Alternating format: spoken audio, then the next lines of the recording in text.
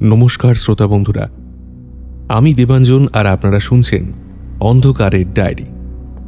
আমাদের আজকের গল্প সুলেখক অনির্বাণ বিশ্বাসের কলমে শেয়াল দেবতার কবলে। আজকের গল্পের শেষে রয়েছে একটি টুইস্ট, তাই গল্পটি শেষ অবধি শোনার অনুরোধ রইল।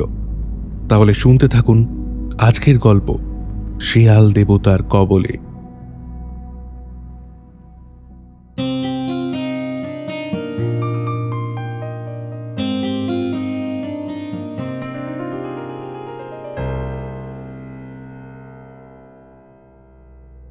একটা বিরাট বাড়ির ভেতরে উমাদা দাঁড়িয়ে রয়েছেন। চারপাশে ঘুরঘুরটি অন্ধকার। তিনি সিঁড়ি দিয়ে উপরে উঠতে শুরু করলেন। লম্বা সিঁড়ি দিয়ে উপরে উঠতেই উমাদার হাঁপ ধরে গেল। সামনে একটা বড় ঘরের দরজাটা ভেজানো ছিল।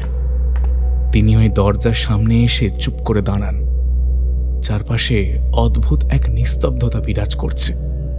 তার কেন জানি মনে হচ্ছে দরজার ওপারেও কারা যেন দাঁড়িয়ে রয়েছে। স্পষ্ট তাদের উপস্থিতি টের পাওয়া যাচ্ছে, কিন্তু দরজার আড়ালে থাকায় কেউই কাউকে দেখতে পাচ্ছে না। সময় চলেই যাচ্ছে। একটি দম বন্ধ করা পরিস্থিতি যেন তৈরি হয়েছে চারিদিকে। দরজা কিন্তু কেউই খুলছে না। উভয়ই অপেক্ষা করছে। দরজার ওপারে কে দাঁড়িয়ে?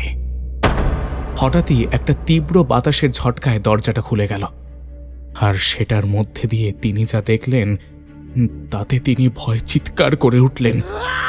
সামনে দাঁড়িয়ে মুখে মাস্ক পরা একটা মমি ধপাস করে সেটা মাটিতে পড়ে গেল। তার পেছনে একটা বিরাটাকায় মানুষ দাঁড়িয়ে। না না না, ঠিক মানুষ নয়, মুখটা শেয়ালের মতো। শেয়াল দেবতা অ্যানুবিস। সে ওই মমির উপরে বসে তার বুকটা খুবলে খুবলে তার হৃৎপিণ্ডটা খেতে লাগলো। পরম তৃপ্তির সাথে সে সেটা খেল। এবার সে তাকালো তার দিকে। তার দুটো চোখ যেন আগুনের মতো জ্বলছে। শেয়াল দেবতার সারা মুখে রক্ত লেগে রয়েছে। উফ, কি ভয়ানক সেই দৃশ্য! উমাদা ভয় চিৎকার করে উঠলেন।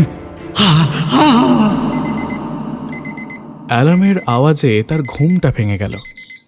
দরজায় ততক্ষণে ধাক্কাধাক্কি শুরু হয়ে গেছে। ও জেঠু, তাড়াতাড়ি ওঠো না। ও জেঠু, কাঞ্চনজঙ্ঘা দেখা যাচ্ছে। উমাদার সারা শরীর তখনও ভয়ে থরথর করে কাঁপছে। ও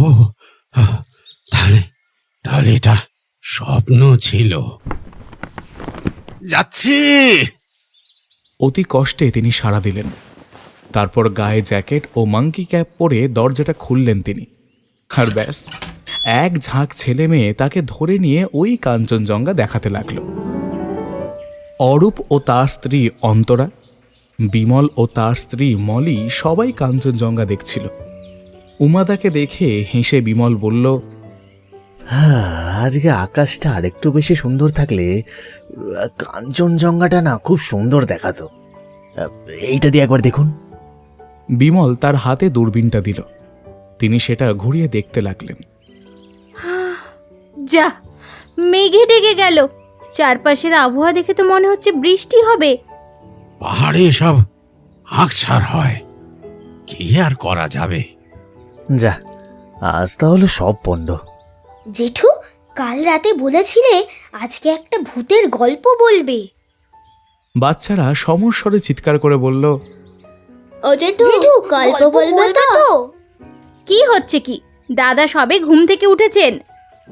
যে যার ধান্দায়। দাদা, ভেতরে চলে আসুন। উমাদা একটু হেসে, আরে এত ব্যস্ত হচ্ছ কেন বৌমা? আমার এসব অভ্যেস আছে বুঝলে। আরে বাবা, সিবিআইতে ছিলাম তো, ভুলে যাচ্ছ কেন? তা যখন ছিলেন তখন ছিলেন, এখন বয়স হয়েছে, ঠান্ডা লেগে যাবে। তাড়াতাড়ি ভেতরে চলুন তো। উমাদাকে সে হাত ধরে নিয়ে গেল। বাচ্চারা সব বিমর্ষ হয়ে পড়ল এক এক করে। উমাদা টয়লেট সেরে এলেন। ততক্ষণে বিমল, অরিপ, মলি ও অন্তরা এসে ভিতরে বসল।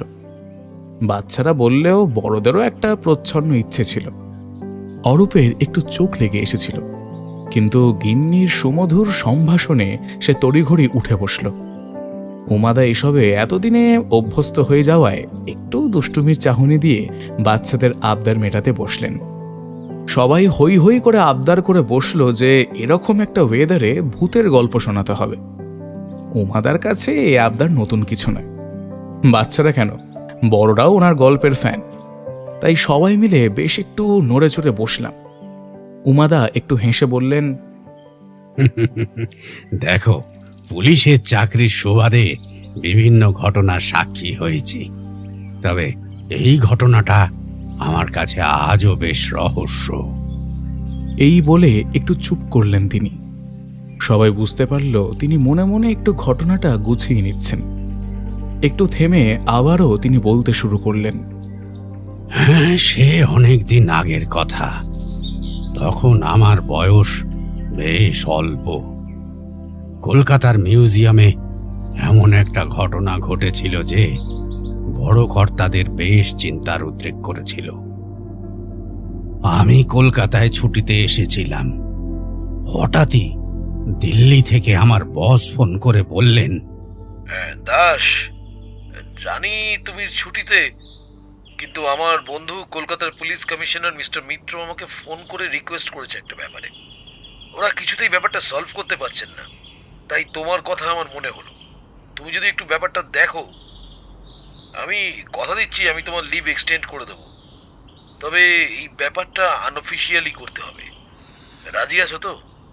একেতে নতুন চাকরি, তাই আবার বসের অনুরোধ।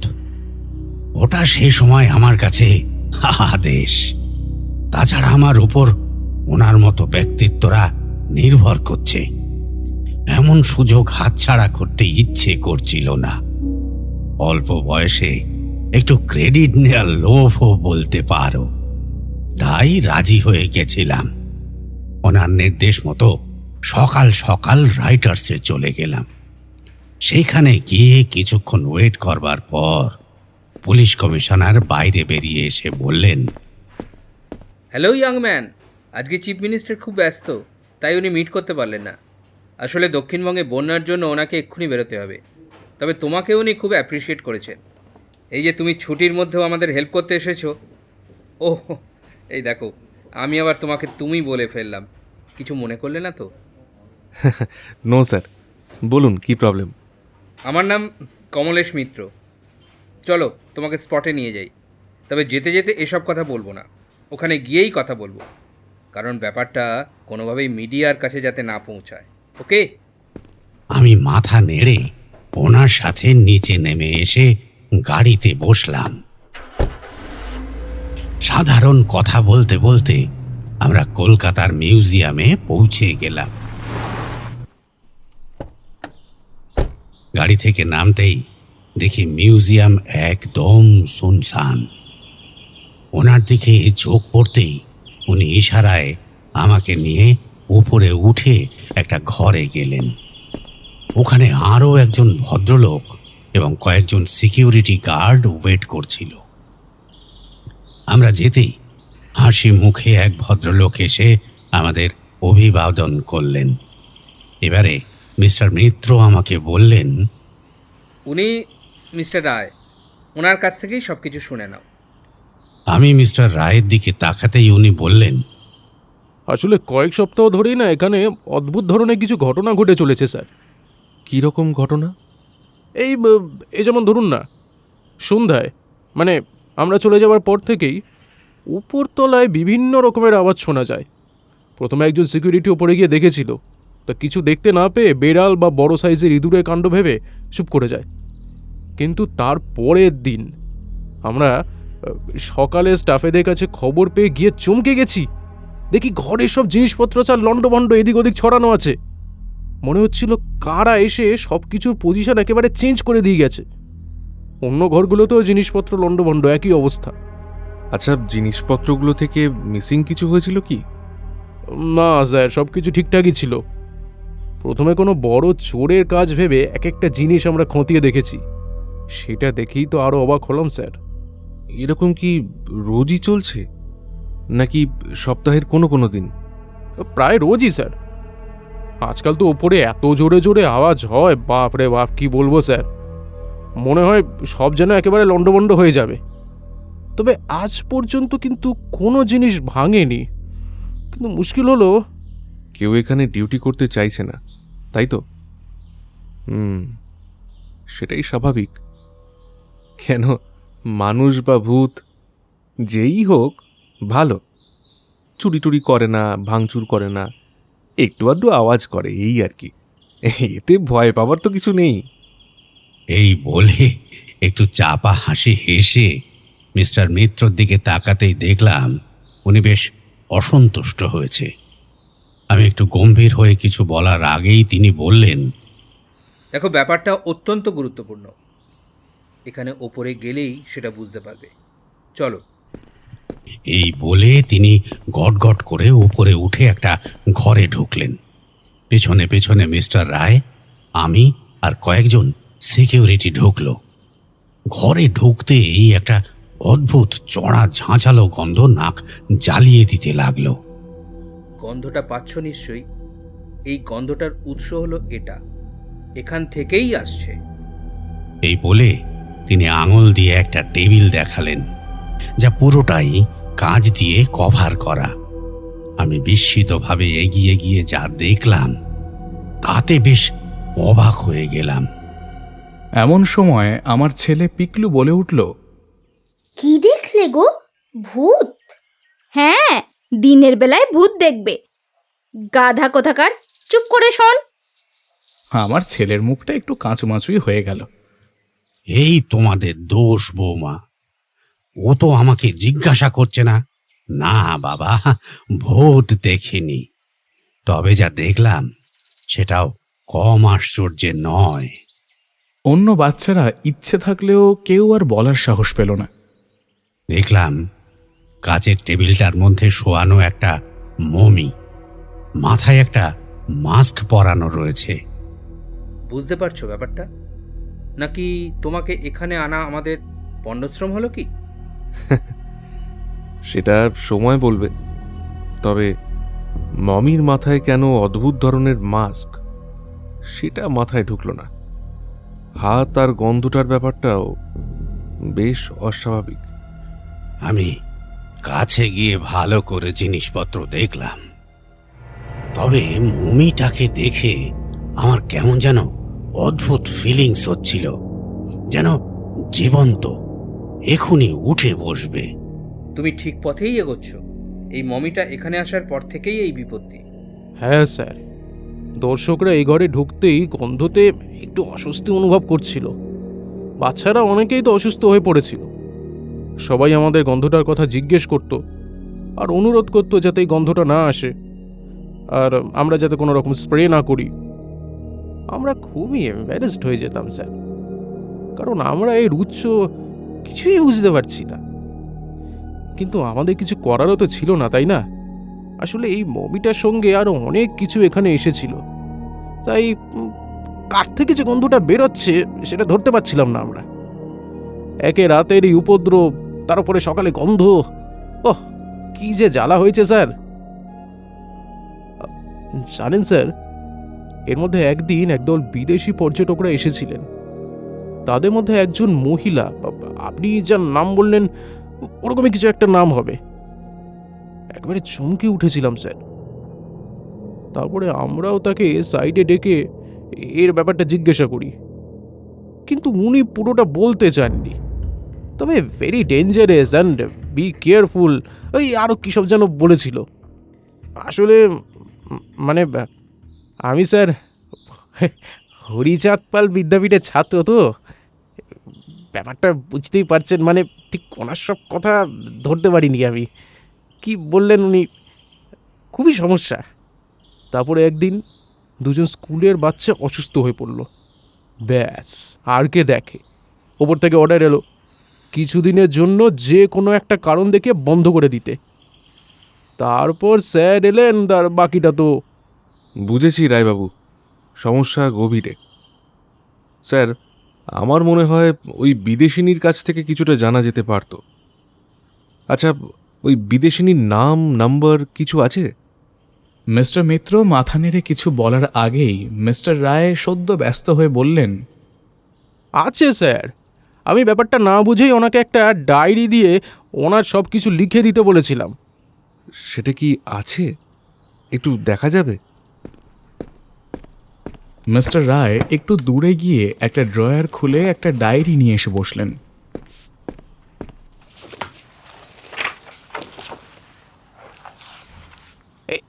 এই নিন স্যার। মিস্টার মিত্র তাড়াতাড়ি দেখে বললেন, ভেরি গুড। দেখো দাস, উনি এখানে নাম্বার পর্যন্ত দিয়ে দিয়েছেন। আমার মনে হয় আর দেরি না করে ওনার সাথে যত তাড়াতাড়ি সম্ভব যোগাযোগ করা উচিত। এতে রহস্য সমাধান দ্রুত হবে। আচ্ছা, তার আগে একটা কথা বলুন তো, এখানে ওই মমি বাদে আর কি কি জিনিস এসেছিল? আচ্ছা, ওই মমি আসার আগে কি কোনো সমস্যা হয়েছিল? ভালো করে মনে করে বলবেন কিন্তু। মিস্টার রায় মাথা নেড়ে একবার সিকিউরিটিদের সঙ্গে কথা বললেন। তারপর তিনি বললেন, না, একদম না। আর মমিটার ডিটেলসটা কম্পিউটারে আছে, একটু নিচে যেতে হবে। আসুন আসুন। এই বলে উনি নিচের দিকে যেতে লাগলেন, আর মিস্টার মিত্র পা বাড়ালেন। আমি কিন্তু ঘরটা চকিতে ভালো করে পরীক্ষা করে তবে নিচে গেলাম। নিচে গিয়ে দেখি মিস্টার মিত্র ভালো করে কম্পিউটারের ডেটাগুলো দেখছেন। আমি তার কাছে গিয়ে দাঁড়াতে মিস্টার মিত্র বললেন, বুঝলে দাস, সেদিনের লিস্টে একটা বিটলের নেকলেস, তাতে খুবই দামি রত্ন খচিত রয়েছে। দুটো আংটি, দুটোতেই খুবই দামি রত্ন রয়েছে। আর বিভিন্ন কাঠের ও স্টোনের পুতুল, আর দুটো ছোট ছোট মমি রয়েছে। আরও অনেক জিনিস এসেছিল, সেগুলো ততটা ইম্পর্টেন্ট কিছু নয়। স্যার, আরেকটা জিনিস বলা হয়নি। মমিটার হাতে ধরা একটা স্টোনের ছোট মডেল ছিল স্যার। সেটা ওটা রাখার সময় পড়ে গেল, তো আমি পাশের টেবিলে অন্য জিনিসপত্রের সঙ্গে রেখে দিয়েছিলাম। আরে, এত ইম্পর্টেন্ট কথাটাই বলেননি? আচ্ছা, ওটা হাতের কোনখানে কিভাবে ছিল?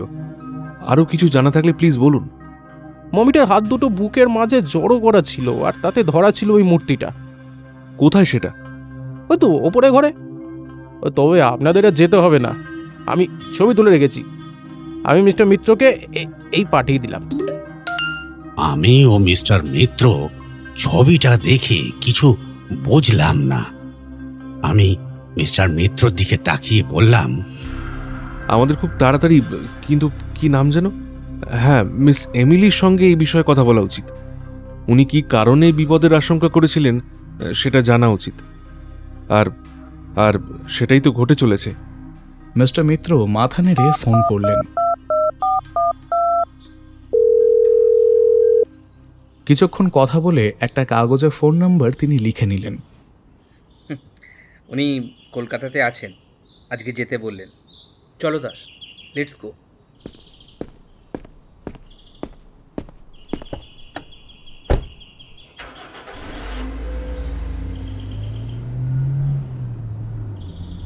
কিছুক্ষণের মধ্যে আমরা মিস এমিলির বাড়িতে পৌঁছে গেলাম। কলিং বেল টিপতেই একজন মহিলা এসে দরজা খুললেন। আমাদের পরিচয় জানাতেই উনি আমাদের ভেতরে বসতে বলে চলে গেলেন। আমরা ভেতরে ঢুকে সোফায় বসলাম। চারপাশে আমি তাকিয়ে দেখতে লাগলাম। মিশরীয় বিভিন্ন মূর্তি শোকেসে সাজানো, টুটানখামেনের ও আরও অচেনা অজানা ছবিতে বসার ঘরটা ভর্তি। দেখতে দেখতে মনে হচ্ছিল কেমন যেন মিশরে পৌঁছিয়ে গিয়েছি।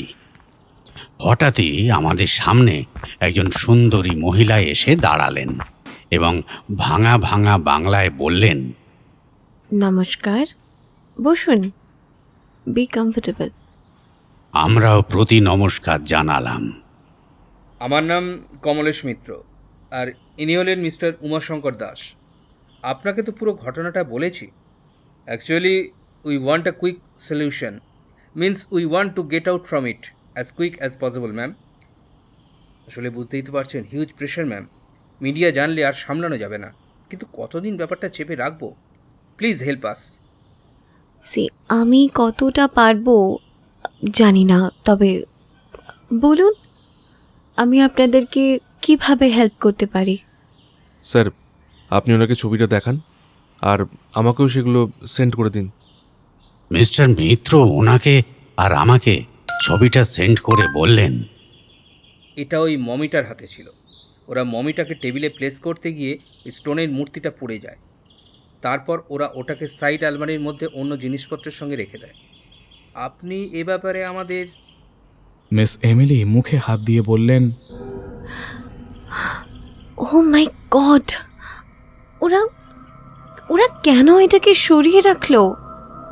It's dangerous.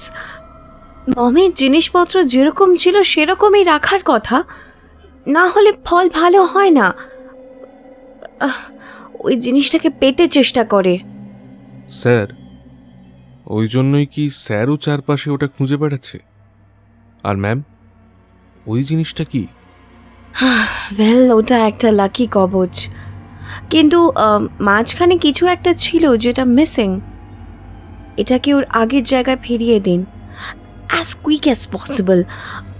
আর ওর মধ্যে কিছু একটা ছিল, সেটাও কিন্তু ওখানে রাখতে হবে। আর ওর সাথে তো একটা অ্যানুবিসের মূর্তিও ছিল, সেটাও মমিটার হাতেই ধরা ছিল। আমি আর মিস্টার মিত্র মুখ চাওয়াচাই করলাম। তারপর আমি ওনাকে বললাম, প্লিজ একবার দয়া করে মিউজিয়ামে আসবেন। উনি আমাদের আসবেন বলে অ্যাসিওর করলেন। তারপর আমরা ওনার কাছ থেকে বিদায় নিয়ে চলে গেলাম। গাড়িতে বসে আমি মিস্টার মিত্রকে ব্যাপারটা মিস্টার রায়কে জানাতে বললাম। মিস্টার রায়, ওই স্টোনের জিনিসটার মধ্যে একটা কিছু ছিল, সেটা কোথায়? তাড়াতাড়ি খুঁজে বার করুন, পারলে আজকেই। আপনি নিজে দাঁড়িয়ে থেকে কাজটা করবেন। ব্যাপারটা খুবই সিরিয়াস। It's an order. আমি তো বাড়িতে স্যার, আজকে তো 7টা বেজে গেছে। কালকে যদি... উফ, ও ওকে ওকে, কিন্তু কাল ফার্স্ট আওয়ারে। Good night. আমি পাশে বসে থাকায় সব কথাই শুনতে পাচ্ছিলাম। আমি মিস্টার মিত্রকে বললাম, স্যার, আজকের রাতটা আমি ওখানে কাটাতে চাই। কিন্তু দাস, ওখানে কাটানোটা ঠিক সেফ নয়। কিন্তু আমার অনুরোধে উনি অবশেষে রাজি হলেন। ওখানে যেতে আমার কোনো রকম অসুবিধা না হয় তার জন্যে মিস্টার রায়কে দায়িত্ব দিলেন। তারপর আমাকে মিউজিয়ামে ড্রপ করে দিয়ে চলে গেলেন। আমি মিউজিয়ামে ঢুকে বাড়িতে এমার্জেন্সি নাইট ডিউটি আছে বলে রেখে দিলাম। তারপর আমি ওদের সিকিউরিটিকে বললাম, আজকে সবাই ভীষণ সতর্ক থাকবেন আর উপরের সবকটি দরজার তালা খুলে রাখবেন। আমার যেখানে ইচ্ছে যাতে ঢুকতে পারি। কথা বলতে বলতেই কফি আর পকোড়া এসে গেল। একজন সিকিউরিটি বলল, স্যার, মানে ওই মমির ঘরের দরজাটাও খুলে রাখবো? ওটা তো রাতে খোলা নিষেধ ছিল, তাই... না না, ওটারও তালাটা খুলে রাখবেন। তবে সব ঘরের দরজাগুলো তালা খুলে যেরকম ভেজানো থাকে সেরকমই রাখবেন। আর কোনখানে ওই জিনিসটা আছে, মানে যেটা মমির হাতে ছিল, সেটা একবার দেখব, বুঝলেন? স্যার, ওটা তো মিস্টার রায় জানেন। আমি জেনে আপনাকে নিয়ে যাব। Okay sir? তাড়াতাড়ি করবেন, আমি কিন্তু খেয়ে নিয়েই যাব। তবে তার আগে একবার বাইরে বেরোবো, গাড়িটা রেডি রাখতে বলবেন। ও, তোমাদের তো বলাই হয়নি। ওখানে পুলিশ পোস্টিং তো ছিল, তাই একটা গাড়িও রাখা ছিল এমার্জেন্সি মুভমেন্টের জন্যে। আমি খেয়ে নিয়ে গাড়ি করে ধর্মতলা থেকে রাতের জন্য দুটো বড় ছুরি, টর্চ আর সামান্য কিছু জিনিসপত্র কিনে আনলাম। তারপর আমি সেই সিকিউরিটিকে নিয়ে উপরে সেই ঘরে গিয়ে একটা টেবিলের সামনে দাঁড়ালাম। সিকিউরিটি আমাকে যখন জিনিসটা দেখালো, আমি ভালো করে সেটা দেখলাম। গোলাকৃতি একটা স্টোনের মতো অনেকগুলো গর্ত, আর প্রত্যেকটার মধ্যে একটা করে স্টোন রয়েছে। দ্যাটস দ্য লাকি চার্ম, আমি মনে মনে বললাম। এবং ঠিকই সেটার মধ্যিখানে একটা বড় গর্ত ফাঁকা। তার মানে এর মধ্যে কোনো স্টোন ছিল যেটা মিসিং। তার পাশে ছোট লম্বা মতন একটা গর্ত, তার মানে ওখানে আনুবিসটা রাখা ছিল।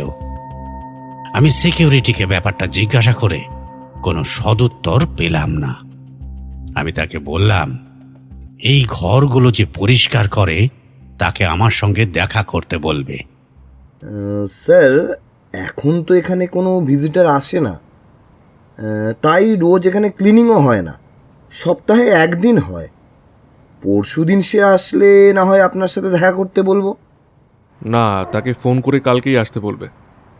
স্যার, ফোন নাম্বার তো স্যার মানে রায়বাবুর কাছে আছে, ওনাকে বললেই হবে। তবে স্যার একটা কথা বলবো, আপনি কিন্তু রাতে যতই আওয়াজ হোক এদিকে আসবেন না। শোনো, এই রহস্যভেদ করতে গেলে আমাকে তোমাদের নিয়ে মমির ঘরেও যেতে হবে। হাতের কাছে অস্ত্র নিয়ে তৈরি থাকবে। আগে দেখতে হবে আসলে ভূতটা মানুষ কিনা, আর সে দামি ওই রত্নের খোঁজে আসছে না তো। সিকিউরিটি কিছু বলতে গেলে আমি তাকে থামিয়ে দিয়ে বললাম, গেট রেডি ফাস্ট। আপনারা ডিনার করে তৈরি থাকুন। আর আমিও ডিনার করে দুটো চেয়ার নিয়ে চোখটা বুজে সেই আওয়াজের জন্যে অপেক্ষা করতে লাগলাম। জানি না কখন সারাদিনের ক্লান্তিতে আমি ঘুমিয়ে পড়েছিলাম। রাত তখন খুবই গভীর। আমার ঘুমটা হঠাৎই ভেঙে গেল। কে যেন আমার মুখের উপর ঝুঁকে আমার দিকে তাকিয়েছিল। আমার ঘুমের ঘোরটা ভাঙতে গম্ভীর গলায় ডেকে বললাম, কে কে এখানে এসেছে? চলে এসো, কুইক। কিছুক্ষণ ওয়েট করে আমি আমার রিভলভারটা নিয়ে আস্তে করে বেরিয়ে এলাম। দেখি কেউ কোথাও নেই, কিন্তু আমি বেশ বুঝতে পেরেছিলাম যে কেউ একজন আমার উপর ঝুঁকেছিল। আমি একটু এগিয়ে গিয়ে দেখি দুটো বেঞ্চে দুজন সিকিউরিটি ঘুমোচ্ছে। মেন ডোর ভেতর থেকেই বন্ধ, ফলে বাইরে থেকে এখানে আসা অসম্ভব। তাহলে সে ভেতরেই আছে। আমি আরও সতর্ক হয়ে চারপাশ দেখছি। এমন সময় হঠাৎই উপরে সিঁড়িতে তাকাতেই দেখি কেউ একজন যেন নিচের দিকে তাকিয়ে দেখছে। উপরের আলোর তীব্রতা একটু কম। আমি চমকে উঠে দেখতেই সে সরে গেল। আর ঠিক তখনই দরজা খোলার একটা শব্দ পেলাম। আমার আর তর সইল না। এবার দৌড় লাগালাম, তাকে ধরবই। কিন্তু উপরে পৌঁছে দেখি কেউ নেই, কিন্তু দরজাটা খোলা। আমি আস্তে আস্তে দরজার মধ্যে দিয়ে ভেতরে ঢুকে রিভলভার তাক করে সেদিকে দেখলাম, কিন্তু কেউ কোথাও নেই। বড় বড় ঘরে অসংখ্য টেবিলে বহু রকম জিনিস। আমি চারপাশে তাকিয়ে দেখে নিলাম, কিন্তু কোথায় কে? কিছুটা অবাক হয়ে ফিরে আসব, এমন সময় দেখি দেয়ালের শোকেসটা খোলা, লাকি কবচটা নেই।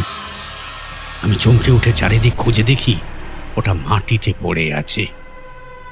আমি সাবধানে ওটা রেখে পাশে তাকিয়ে যা দেখলাম তাতে আতঙ্কে আমার রক্ত হিম হয়ে গেল। আমি আর্তনাদ করে উঠলাম। দেখলাম একটা শেয়ালের মতো মূর্তিটার মুখে যেন রক্ত লেগে রয়েছে। অ্যানুবিস। জীবন্ত মূর্তিটা আমাকে তার হিংস্র দৃষ্টিতে দেখছে। আমার হাত থেকে রিভলভারটা পড়ে গেল। আমি যেন নিজের চোখকেই বিশ্বাস করতে পারছিলাম না। মূর্তিটা যেন নড়ে উঠল, যেন আমার দিকে ঝাঁপাবে। আমি কি করব? আমি প্রাণ ভয়ে উপরের দিকে দৌড় দিলাম। শোকেসটা নড়ে উঠল, যেন পেছনে সেও ঝাঁপ দিল। আমি প্রাণপণে উপরে দৌড়তে গিয়ে ভেজানো দরজাটা খুলে বাইরে বেরোলাম। তারপর প্রাণপণে চেপে দরজাটা বন্ধ করে দিলাম। দরজায় মাথা রেখে আমি হাঁপাচ্ছিলাম। নিজেই অবাক হয়ে গেলাম। যা দেখলাম, এও কি সম্ভব? এবার নিজের উপর একটু ধিক্কার এলো। আমি না একজন সিবিআই অফিসার? আমি এরকম ভীতু? রাতের এই পরিবেশের জন্য নিশ্চয়ই ভয় পেয়েছি। ধুর, এসব কিচ্ছু নয়, সবই মনের ভুল। আমি মনে মনে হাসলাম। এমন সময় হঠাৎই ঘরের আলোগুলো নিভু নিভু করতে লাগলো। তার সঙ্গে ঘরের মধ্যে যেন একটা ঝড়ের মতো হাওয়া চলতে লাগলো। আমি একটু অবাক হয়ে ভাবলাম হয়তো বাইরে ঝড় উঠেছে আর জানালাগুলো খোলা। আমি জানালাগুলো বন্ধ করে দেবার জন্য ঘুরতেই আমার সারা শরীরের প্রতিটি লোম খাড়া হয়ে উঠল। দেখলাম সারা ঘরের প্রতিটি টেবিল এদিক ওদিক চলে যাচ্ছে। ঘরের মধ্যে যেন কালবৈশাখী ঝড় উঠেছে, এক ভীষণ তাণ্ডব। আমি ভালো করেই তাকাতেই পারছি না। এরপর যা দেখলাম তাতে আমার সারা শরীর ভয়ে থরথর করে কাঁপতে লাগলো। দেখলাম মাঝের একটা টেবিলে কাঁচের ঢাকাটা শূন্যে উঠে গেল। তার মধ্যে থেকে সেই মমিটা উঠে বসে মাস্কটা খুলে করটিটা দু হাতে তুলে উপরের দিকে কি সব করছে। চারপাশে ঝড়ের প্রকোপ আরো বাড়তে লাগলো। এমন সময় দরজায় যেন একটা আঁচড়ের আওয়াজ পেলাম। আমার বুঝতে বাকি রইল না ওটা কিসের শব্দ। আমি ভাবছি যে মমিটা যদি কোনো রকমে আমাকে দেখে ফেলে তাহলে কি হবে। এদিকে বাইরের দরজায় সেই আওয়াজটা ক্রমশ বাড়তে লাগলো। আমি দরজাটা প্রাণপণে ঠেলে দাঁড়িয়ে আছি যাতে কিছুতেই সে ভেতরে না আসতে পারে, কিন্তু কতক্ষণ আমার পক্ষে আটকানো সম্ভব। হঠাৎই সেই ঝড়ের আওয়াজ যেন স্তব্ধ হয়ে গেল। আমি চমকে উঠে দেখি আমার হাত চারেক দূরে দাঁড়িয়ে সেই মমি। আমার বুকের মাঝে বস্তুটা ছটফটানি শব্দ স্পষ্ট আমার কানে আসছে, আর সে আরো দু হাতের মধ্যে এগিয়ে এলো। আমার সারা শরীর দিয়ে ঘাম বেরোতে লাগলো। আমি কি দরজাটা খুলে দেব? তাহলে তো সেই অদ্ভুত দর্শন জন্তুটা আমাকে ছেড়ে খাবে। হঠাৎই মমিটা কি যেন বলে উঠল, আর সঙ্গে সঙ্গে চারপাশের জিনিসপত্র যেন সব উপরে নিচে ওঠানামা করতে লাগলো। আমি কি করব ভেবে পাচ্ছিলাম না। আর সেও কি সব যেন বলতে লাগলো। আমি তার কথার একটা বর্ণও বুঝতে পাচ্ছিলাম না। সে হাত তুলে কি সব করলো। ঘরের সব কিছু যেন আরো এলোমেলো হয়ে যাচ্ছিল। আমি অসহায়ের মতন দাঁড়িয়ে রইলাম। এটুকু বুঝতে পারছিলাম যে সে আমাকে কিছু বলতে চাইছে, কিন্তু আমি যে ওর ভাষা কিছুই বুঝতে পারছিলাম না। এতে সে আরো উত্তেজিত হয়ে যাচ্ছিল। সে তার শীর্ণ হাত দুটো একবার আমার দিকে এগিয়ে দিল। আমি ভয়ে হাঁটু গেড়ে হাত জোর করে মিনতি করতে লাগলাম। তার হিমশীতল হাতে স্পর্শ আমার কণ্ঠদেশ স্পর্শ করল। এবার আমার মাথা ঝিমঝিম করতে লাগলো। আমার চারপাশ যেন কেমন ঝাপসা হয়ে যেতে লাগলো।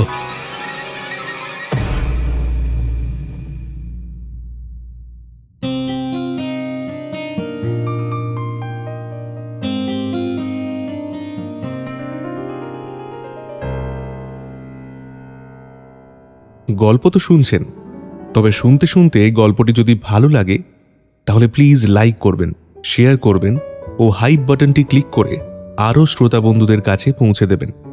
আমাদেরকে ফেসবুক আর ইনস্টাগ্রামে ফলো করতে ভুলবেন না, লিংক রইল ডেসক্রিপশন বক্সে। আমাদের যারা গল্প পাঠাতে চান তারা আমাদের মেল আইডি ondhkaretdiary@gmail.com-এ পাঠাতে পারেন। গল্পটির শব্দ সংখ্যা 6000 থেকে 8000 শব্দের মধ্যে হতে হবে। গল্পটি অবশ্যই অলৌকিক প্রেক্ষাপটে হতে হবে। বেশ, আসুন তবে শুনে নিই গল্পের বাকি অংশ।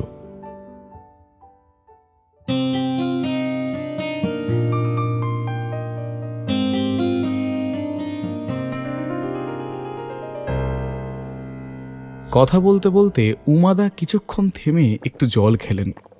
তারপর বললেন, একটু চা হবে? অন্তরা হেসে উঠে গেল। উমাদা এক দৃষ্টিতে বাইরের দিকে তাকিয়েছিলেন। ঘরে নিস্তব্ধতা বিরাজ করছে। অন্তরা এক হাতে ফ্লাস্ক আর এক হাতে চায়ের কাপ নিয়ে এসে ঘরে ঢুকল।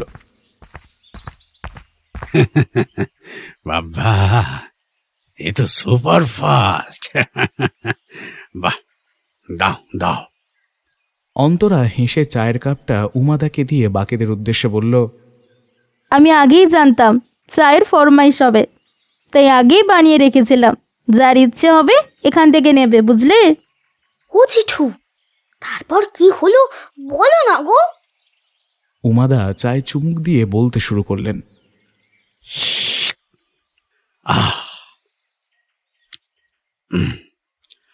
হ্যাঁ, হঠাৎই দেখি কেউ যেন আমার নাম ধরে ডাকছে। আমি চোখ খুলে দেখি একটা ক্যাম্প খাটে আমি শুয়ে আছি, আর ডাক্তারবাবু আমার নাড়ি টিপে ধরে আছেন। আমি চোখ ঘুরিয়ে মিস্টার মিত্র, মিস্টার রায় সহ সবাইকে দেখলাম। সবার মুখেই স্বস্তির আভাস। আমার নিজেরই লজ্জা করল। আমি তাড়াতাড়ি উঠে বসে জিজ্ঞাসা করলাম, আমার আমার কি হয়েছিল? আমি এখানে এলাম কি করে? ডাক্তারবাবু হেসে বললেন, আপনি কোনো কারণে জ্ঞান হারিয়েছিলেন, আর ওরা আপনাকে এখানে নিয়ে এসেছে। Now you are completely okay. একটু গরম দুধ খাবেন, আর আশা করি ওষুধ কিছু লাগবে না। আজকে বেশি স্ট্রেস নেবেন না, ব্যাস তাহলেই হবে। ঠিক আছে? আচ্ছা, আমি চলি তাহলে। উনি চলে গেলে আমাকে ঘিরে মিস্টার মিত্র, মিস্টার রায় সহ অন্যান্য অফিসাররা বসলেন। আমি দেখলাম সব সত্যি বললে ব্যাপারটা আরও জটিল হয়ে যাবে।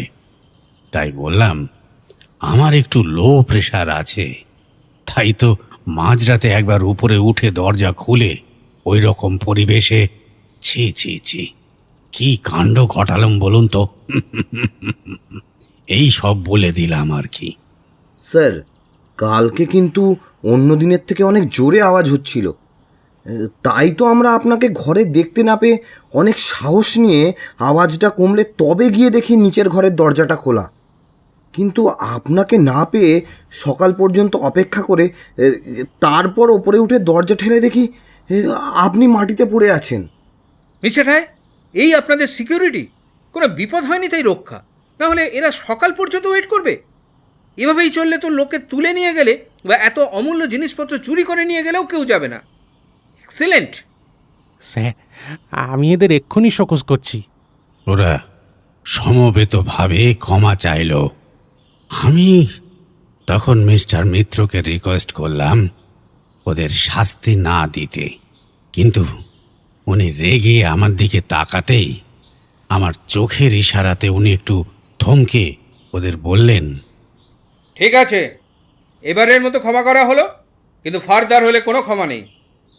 মিস্টার রায় বেশ একটা রাশভারী ভাব নিয়ে ওদের শাস্তি বা ধমক দিতে শুরু করেছিলেন, কিন্তু মিস্টার মিত্রের এরকম আচরণে একেবারে ঘাবড়ে গিয়ে কি বলবেন ভেবে না পেয়ে ওদের সবাইকে খেদিয়ে বার করলেন।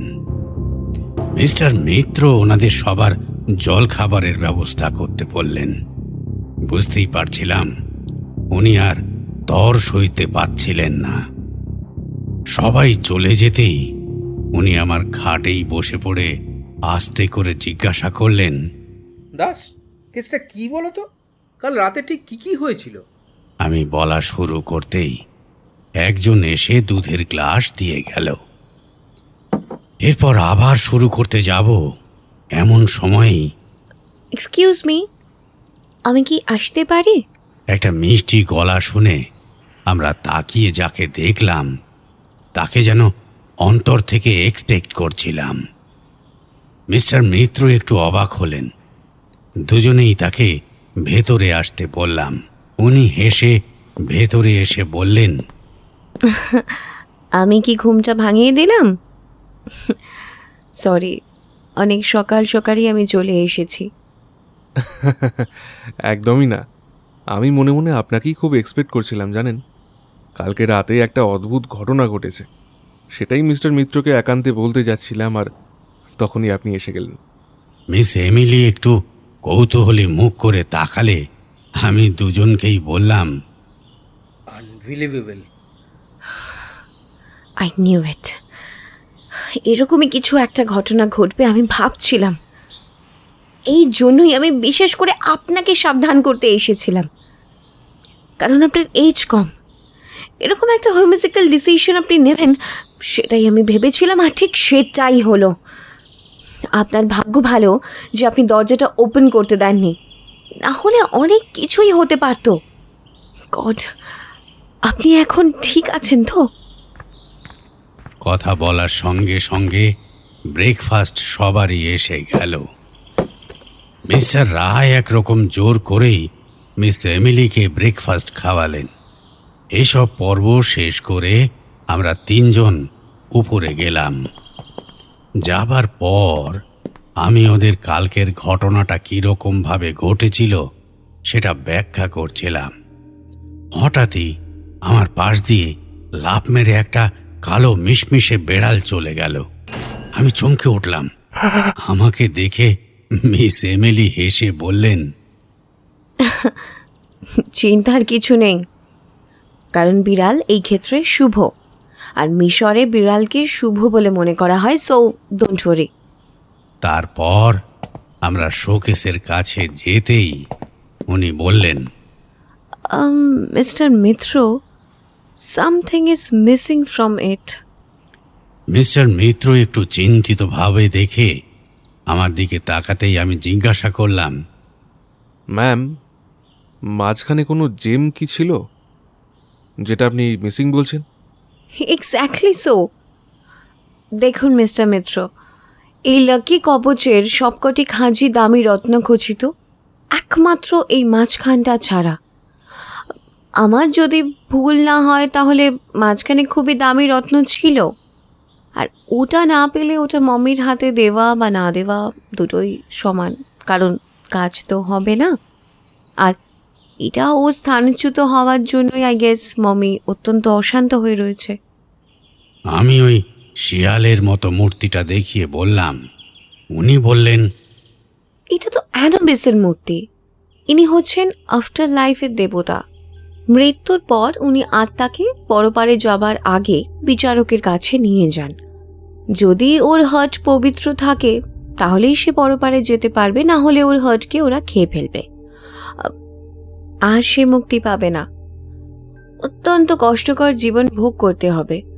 আর ওদের কাছে ওই সোল খুবই গুরুত্বপূর্ণ জিনিস। এটা ওরা ওই জন্যই বডিতেই রাখে। বাদ বাকি জিনিস ওই যে দেখুন ওই শোকেসের ভেতরে রাখা আছে।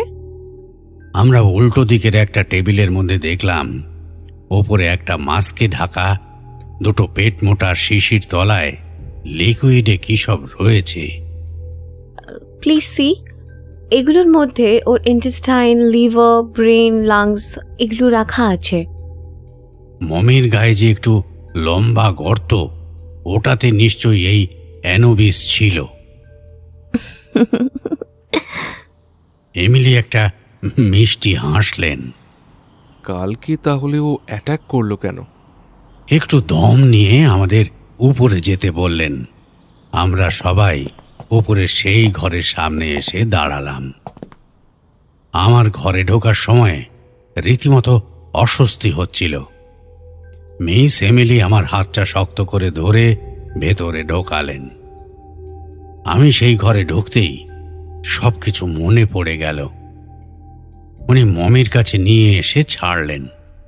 এই মমির মধ্যেও হার্টটা আছে। দেখুন, এতদিনের মমিটা কেমন যেন জীবন্ত মনে হচ্ছে। এবার আপনার প্রশ্নে আসি। ও আসলে কিছু একটা খুঁজে চলেছে, সামথিং স্পেশাল, মানে যেটা ওর কাছে খুব স্পেশাল। আর ও ভাবছিল ওটা তোমার কাছে আছে আর তুমি সেটাই ওকে দেবে। যখন সেটা পেল না, ও তোমাকে ছেড়ে দিল, ব্যাস। না হলে তুমি বাঁচতে না। আর ওটার কথা আমি ঠিক বুঝতে পারছি না। হয়তো তোমাকে ও, বা হয়তো লাকি কবচটা নিতে এসেছো বলে অ্যাটাক করেছিল। আমরা কিছু একটা মনে হয় মিস করে যাচ্ছি। আচ্ছা, সেই লাকি রত্নটা না পেলে কি হবে? Well, in this scenario anything could happen. ওটা কিন্তু আমাদের ফিরিয়ে দিতেই হবে। এটা এখানকার সবাইকে বুঝিয়ে বলতে হবে। এটা কিন্তু ভীষণই একটা বিপজ্জনক ব্যাপার। আমি মিস্টার মিত্রকে বললাম, স্যার, আপনি এখানকার সব স্টাফকে এক জায়গায় ডেকে ব্যাপারটা বুঝিয়ে বলুন। কেউ নিয়ে থাকলে ঘরের যে কোনো জায়গায় যেন রেখে যায়, আমরা ঠিক খুঁজে নেব। কেউ তাকে কিচ্ছু বলবে না। মিস্টার মিত্র মাথা নেড়ে নিচে চলে গেলেন। আমি ও মিস এমিলি এখানকার বিভিন্ন বিষয়, জিনিসপত্র নিয়ে আলোচনা করছিলাম। অনেক সুন্দর তথ্য জানতে পারলাম। সব কিছুই ভীষণ ইন্টারেস্টিং ব্যাপার। মনে হচ্ছিল এখনই মিশরে চলে যাই। কিছুক্ষণ পরে আমরা নিচে নেমে দেখি লাইন দিয়ে সবাই দাঁড়িয়ে সব শুনছে এবং মাথা নাড়ছে। মিস এমিলি চলে গেলেন। আমি ও মিস্টার মিত্র দুজনেই গাড়িতে চড়লাম। উনি নিজের অফিসে আর আমি বাড়িতে চলে গেলাম। বাড়িতে ফিরে ফ্রেশ হয়ে খেয়ে শুয়েও পড়লাম। শুয়ে শুয়ে মিউজিয়ামের অদ্ভুত ঘটনাগুলোর কথা ভাবছিলাম। আমি কি সত্যি সব দেখেছিলাম, না স্লিপ ওয়াক করছিলাম? চোখটা বন্ধ করে এইসব ভাবতে ভাবতে কতক্ষণ কেটে গেছে কে জানে। হঠাৎই চোখের সামনে এক বড় অদ্ভুত দৃশ্য ভেসে উঠল। সেই মমিটা যেন সারা মিউজিয়ামের সেই ঘরে ঘুরে বেড়াচ্ছে, সব জিনিসপত্র ভালো করে সরিয়ে এদিক ওদিক করে দিচ্ছে। তারপর না পেরে বীভৎসভাবে চিৎকার করছে। ভীষণ সেই চিৎকার, বুঝলে? মাস্কটা খুলে তার করটির বিশাল বীভৎস মুখটা হাঁ করে আমাকে যেন খেতে আসছে। বড় ভয়ঙ্কর সে দৃশ্য, দেখলে শিউরে উঠতে হয়। এরই মাঝে দরজা দিয়ে ঢুকলো অ্যানোবিস। তাকে দেখে তো সে উড়ে পালালো। সেও তার পিছু নিল। এদিক ওদিক পালাতে পালাতে মমিটা দরজা দিয়ে বেরিয়ে গেল। কিন্তু সামনে যেন কাউকে একটা দেখতে পেলাম। তীব্র আক্রোশে সে তার মুন্ডুটা ধরে খসিয়ে দিল। তারপর কোথায় চলে গেল। ধরটা দুই একবার সামনে হাত পা ছুঁড়ে ধপাস করে সিঁড়ি থেকে পড়ে গেল। সারা সিঁড়িটা একটা সবুজ রঙের রক্তে ভেসে গেল, যেন লাইভ টেলিকাস্ট দেখছি। বুকটা আমার ধড়াস ধড়াস করে কাঁপতে লাগলো। হঠাৎ দেখি তার চোখের সামনে একটা ভয়ানক মূর্তি তাকিয়ে আছে। অ্যানোবিসের মুখ সে কাটা মুন্ডুটা থেকে রক্ত চুষে চুষে খাচ্ছে, আর মাঝে মাঝে আমার দিকে বীভৎস দৃষ্টিতে তাকাচ্ছে। দেখে আমার শরীরের ভেতর কেমন যেন আঁচড় পাঁচড় করছে। ওঠ বাবু ওঠ, রাত 8টা বেজে গেছে। একজন বড় অফিসার এসে তোকে তাড়াতাড়ি ডেকে দিতে বললেন। ওঠ, খুব জরুরি দরকার আছে বললেন। আর শোন, আজ যত রাতই হোক বাড়ি ফিরে আসবি কিন্তু, বুঝেছিস? ছুটি নিয়েও যদি এরকম দৌড়াদৌড়ি করতে হয় তবে রেস্ট নিবি কখন? আমার আর বুঝতে বাকি রইল না যে মিস্টার মিত্রই এসেছেন। কিন্তু কি এমন ঘটনা ঘটল যে ওনাকে আমার কাছে তড়িঘড়ি আসতে হলো? আমি তাহলে এতক্ষণ স্বপ্ন দেখছিলাম? কি বিভৎস! যাই হোক বাবা, সত্যি সত্যি এসব ঘটনা ঘটেনি। বুকটা তখনও ধড়াস ধড়াস করছে। আমি একেবারে তৈরি হয়েই নিচে নামলাম। নিচে নামতেই আমাকে দেখে মিস্টার মিত্র বললেন, চলো দাস, আমরা মিউজিয়াম যাই। অনেক কিছু কথা তোমাকে বলার আছে। চলো, যেতে যেতে বলবো, একদম সময় নেই। এই বলে আমার হাতটা খামচে ধরে টেনে নিয়ে গাড়িতে ওঠালেন। আমি অবাক হলেও বুঝতে পারলাম যে উনি নিজের মধ্যে যেন আর নেই। সমস্যা গভীরে। যাই হোক, গাড়ি চলতে লাগলো। আমি একটু অপেক্ষা করে বললাম, কি যেন বলবেন বলেছিলেন? মিস্টার মিত্র একটু ঘোর কাটিয়ে উঠে বললেন, আসলে কালকে মিউজিয়ামে একটা ঘটনা ঘটে গেছে। তোমাকে নিয়ে সবাই ব্যস্ত থাকায় আমরা কেউই খেয়াল করিনি যে ওখানকার একজন সিকিউরিটি উধাও। আজকে 2টোর সময় ওর না খবর দিয়ে আসায় ওর বাড়িতে সবাই ফোন করে জানতে পারে যে কালকে ডিউটির পর থেকে ও আর বাড়ি যায়নি। ওরা ভেবেছিল যে হয়তো ওভারটাইম করে এখানে থেকে গেছে, আজকে ডিউটি করে একেবারে বাড়ি যাবে। পরে সবাই মিলে তন্ন তন্ন করে খুঁজে প্রথমে কিছুতেই পায়নি, কিন্তু পরবর্তীকালে এখানকার হাউসকিপার এসে বলে মনে হয় ও ছাদে আছে। ব্যাস, সবাই মিলে ছাদে গিয়ে দেখে এক বীভৎস দৃশ্য। ভয়ে সবাই শিউরে ওঠে। এই বলে সে একটুখানি থামলেন, একটা বোতল থেকে জল খেয়ে নিলেন। আমার আর তর সইছিল না। স্যার, ওরা কি দেখলো? ওরা দেখেছিল ছাদের লাইটনিং অ্যারেস্টারে বডিটা মাঝখান দিয়ে এফোর ওফোর হয়ে গেঁথে আছে। মাথাটা কেউ যেন উল্টো দিকে ঘুরিয়ে দিয়েছে। শুধু আমি কেন, অন্য পুলিশ অফিসাররাও এ দৃশ্য দেখে একেবারে শিউরে উঠেছিল। বুঝলে দাস, যে ভয়টা পাচ্ছিলাম সেটাই হলো, আর বোধহয় আটকানো গেল না। কোন ব্যাপারটা বলুন তো স্যার? আরে মিডিয়ার কাছে খবর চলে গেল। এখনো পর্যন্ত শুধুমাত্র অস্বাভাবিক মৃত্যু ও তদন্ত চলছে এই কথাটা জানানো হয়েছে। জানি না ওরা পয়সা খাইয়ে কোনো সিকিউরিটির কাছ থেকে কিছু খবর বের করেছে হয়তো। আমি যদিও সবাইকে কড়াভাবে বলে এসেছি, তাও কি হবে কে জানে। মুখ্যমন্ত্রী তো এদিকে আবার বারবার চাপ দিচ্ছেন তাড়াতাড়ি এই কেসটাকে সলভ করতে, আর সেটাই ক্রমশ জটিল হয়ে যাচ্ছে। কি যে করবো দাস। বলতে বলতে গাড়িটা মিউজিয়ামের কাছে এসে পৌঁছতে দেখা গেল মিডিয়ার কিছু লোক ভিড় করে আছে। মিস্টার মিত্র কাকে একটা ফোন করে বললেন, এই পেছনের দরজাটা খুলে দাও, আমরা যাচ্ছি। আমাকে বললেন, দাস, আমি একেবারে ফেড আপ। মিডিয়াকে হ্যান্ডেল করার মতো ক্ষমতা নেই, তাই আমাদের এখান দিয়েই হেঁটে যেতে হবে। ওকে? আমার মাথা নেড়ে সম্মতি জানানো ছাড়া আর কোনোই উপায় ছিল না। ভেতরে ঢুকে আমি একবার ছাদে যেতে চাইলাম। I am very tired. Mister Roy, আপনি ওকে একটু হেল্প করুন। দেখো যদি কিছু একটা ওয়ে আউট বার করতে পারো। আমি মাথা নেড়ে ওনাদের সঙ্গে নিয়ে ছাদে গিয়ে স্পটটা এক্সামিন করলাম। কিছুই না পেয়ে বুঝতে বাকি রইল না যে এটা কার কাজ। কোনো মানুষ অবশ্যই নয়। আমি তাও সারাটা ছাদ খুঁটিয়ে খুঁটিয়ে দেখতে লাগলাম। হঠাৎই ছাদের ট্যাঙ্কের তলায় একটু শ্যাওলা আর নোংরা কাদায় মানুষের পায়ের ছাপ দেখতে পেলাম। ব্যাপারটা একটু অদ্ভুত লাগলো। আমি ছবি তুলে পায়ের মাপ নিলাম। তারপর আমি দৌড়ে নিচে নেমে প্রথমে মমির ঘরে ওই টেবিলটার সামনে দাঁড়াতেই আতঙ্কে সারা শরীর হিম হয়ে গেল। এ কি, ঘরে আলো থাকা সত্ত্বেও আমি মমিটার হাতে জমাট বাঁধা রক্ত দেখতে পেলাম।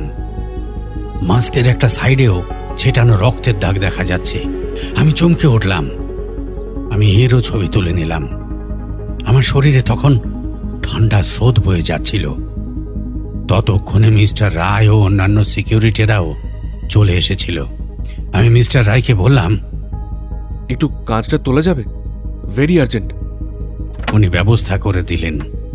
আমি মমিটার কাছে গিয়ে ভালো করে আবারও পরীক্ষা করলাম। তারপর মিস্টার মিত্রকে ডেকে পাঠালাম।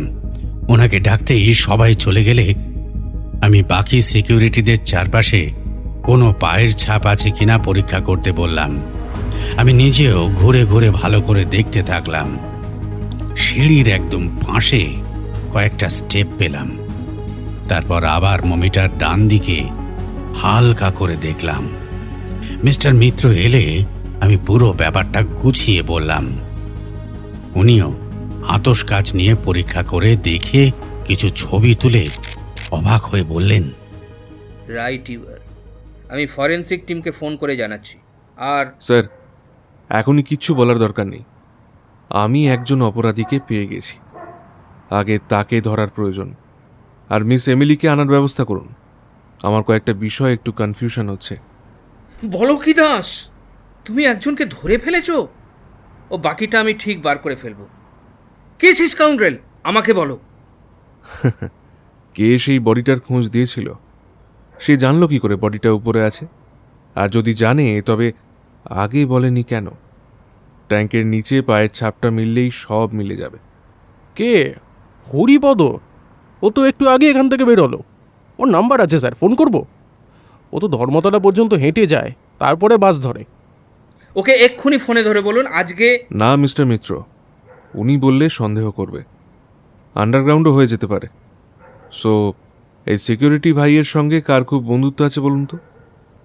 একজন একটু ইতস্তত করে বলল, স্যার আমারই আছে। আমি আর ও একটু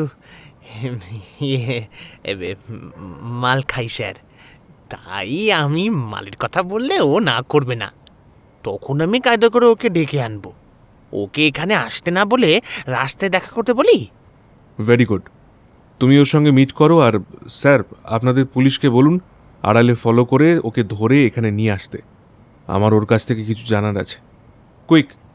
ওকে নিয়ে মিস্টার মিত্র ও মিস্টার রায় সহ সবাই নিচে চলে গেলে আমি আবারও মমিটার কাছে গিয়ে সেই রক্তটার দিকে তাকালাম। আমার সেই স্বপ্নের কথাটা মনে পড়ল। তাহলে কি? হঠাৎই আমার মোবাইলটা বেজে উঠতেই ঘোরটা কেটে গেল। দেখি মিস এমিলির ফোন। আমি আপ্লুত হয়ে ফোনটা ধরেই বললাম, ম্যাম, আপনাকে এক্ষুনি একবার আসতে হবে। আমারও কেন জানি না মনে হচ্ছিল আমার আজকে ওখানে যাওয়া উচিত। আর এইমাত্র মিস্টার মিত্র ফোন করে আপনাদের সাথে যোগাযোগও করতে বললেন। নো ওয়ারি, আমি আসছি। একেই বলে টেলিপ্যাথি। সত্যি। পিকলু প্রোটেস্ট করে উঠল। মা কিন্তু মাঝখানে কথা বলল। মলি রেগে কিছু বলার আগেই উমাদা হেসে বলতে শুরু করলেন, যাই হোক, ভগবানকে ধন্যবাদ দিয়ে আবারও একবার প্রার্থনা করলাম যেন ওই ছেলেটা ধরা পড়ে। কিছুক্ষণের মধ্যেই মিস্টার মিত্র সেই ছেলেটাকে নিয়ে আমার সামনে এলো। বেশ 2-4 ঘা পড়েছে মনে হলো, আর সে কথা বলছিল না। এই নাও, কি জিজ্ঞেস করবে করো। বেটা খুবই চালাক, উল্টোপাল্টা কিছু বলেছিস তো? সে ভয়ে কোঁকিয়ে উঠল। যে দামি জিনিসটা নিয়েছো সেটা এক্ষুনি ফেরত দাও। আমি কিছু নিইনি, বিশ্বাস করুন। আমি এখানে অনেক বছর ধরে কাজ করছি। এদের সবাইকে জিজ্ঞেস করুন। মিস্টার মিত্র, সময় নষ্ট না করে ওকে ছাদে নিয়ে আসুন। সিকিউরিটিটা সকাল হলেও ছাদের লাইটগুলো আগেই জ্বেলে দিয়েছিল। আমি ওদের সবাইকে নিয়ে সেই ট্যাঙ্কের নিচে কাদার কাছে এসে পায়ের ছাপ মেলালাম। একেবারে হুবহু মিলে গেল। এরপর সে বলল, আমি সব জায়গা পরিষ্কার করি, তাই এখানে এসেছিলাম। তাতে কি প্রমাণ হয়? মিস্টার মিত্র একটু থমকে গিয়ে আমার দিকে তাকাতেই আমি একটু ভেতরের কাদার মধ্যে টর্চের আলোটা ফেলতেই একটা কাদার ছোট গর্ত মতো দেখা গেল। ঠিক এখানেই রত্নটা পড়েছিল, আর তুমি সেটাই হাতিয়েছ, কারণ তার পাশে হাতের একটা ছাপও আছে। সেটা মেলালেই। যাই হোক, ভালোই ভালোই দিয়ে দাও, নইলে কপালে কিন্তু দুঃখ আছে। আর তাছাড়া এটার সঙ্গে কিছু মানুষের লাইফ অ্যান্ড ডেথের ব্যাপার নির্ভর করছে। দেখছো তো একজনের নৃশংস মৃত্যু হয়েছে। আর দেরি করো না প্লিজ। দেখো, আমি কিন্তু তোমার পায়ের ছাপ মমির কাছেও পেয়েছি। দুটো ছাপই কিন্তু একই রকম। তুমি এখান থেকে নেমে ওখানে ওই শোকেসের সামনেও গিয়েছিলে। প্লিজ বলো। এরকম হতেই পারে। আমি সব জায়গা পরিষ্কার করি, আমার সব জায়গাতেই যেতেই হয়, তাই পায়ের ছাপ পেতেই পারেন। আর এই হাতের ছাপটা? মিস্টার মিত্র, একে আপনার পদ্ধতিতে জিজ্ঞেস না করলে ও কিন্তু কিছুই স্বীকার করবে না। আর ওর স্বীকারোক্তি খুবই প্রয়োজন, না হলে ওই রত্নটাও পাওয়া যাবে না। ওটা পাওয়া কিন্তু খুবই দরকারি। মিস্টার মিত্র ছেলেটাকে বললেন, এই তোর বাড়িতে কে কে আছে? মা, মেয়ে আর বউ। মিস্টার মিত্র একজন অফিসারকে বললেন, শুনুন, ওর বাড়ির সবাইকে তুলে নিয়ে এসে আলাদা জেলে রাখুন। মেয়েটাকে মায়ের সঙ্গে রাখবেন না, সবাই আলাদা। আর আপনি জানেন কার সঙ্গে কি ব্যবহার করলে সব জানতে পারা যায়। আপনাকে ফুল পারমিশন দেওয়া রইল, ওকে? আর একে 3rd ডিগ্রি দিন ফার্স্ট। আমাদের হাতে আর সময় নেই। না স্যার, আমার মেয়েকে কিছু করবেন না। ওকে অনেক কষ্ট করে মানুষ করেছি, আমার সব স্বপ্ন ভেঙে যাবে। দোয়াই দোয়াই আপনাদের। আমাদের তো আর কিছু করার নেই, মিডিয়া জেনে গেছে, আর কিচ্ছু করার নেই।